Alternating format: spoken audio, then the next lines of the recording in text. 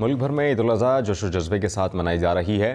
ईद कुर्बान पर इस्लामाबाद में गरीब और मुस्तहिक अवाम में गोश्त की तकसीम करने का बंदोबस्त किया गया है। इंतज़ामिया के मुताबिक 50,000 ख़ानदानों को कुर्बानी का गोश्त फराहम किया जाएगा। इसी पर बात कर लेते हैं। सबा वजीर इस्लामाबाद से हमें ज्वाइन करेंगे। सबा, गोश्त तकसीम करने का मरकज़ कहाँ है और इंतज़ामिया का क्या कहना है इस हवाले से?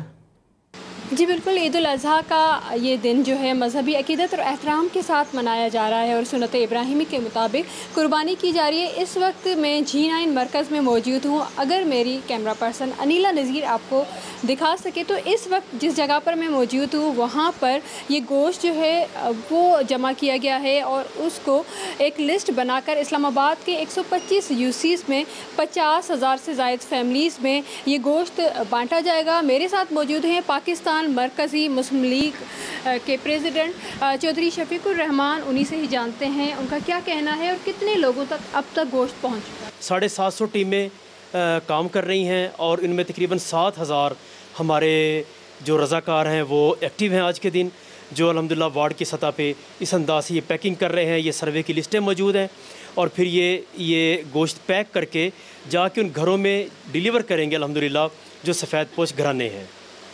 जी बिल्कुल, आपने सुना कि इस वक्त 7,000 से ज़ायद जो हैं रज़ाकार गोश्त जो हैं वो यहाँ पर पैक कर रहे हैं। उसके बाद सफ़ेद पोश घरानों में ये गोश्त बांटा जाएगा। चौधरी शफीकुर रहमान का यही कहना है कि ये सिलसिला सालों से जारी है और आइंदा भी इसी तरह ये सिलसिला जारी रहेगा। जो सफ़ेद पोश लोग हैं वहाँ तक ये गोश्त जो है वो पहुँचाया जाएगा। जी।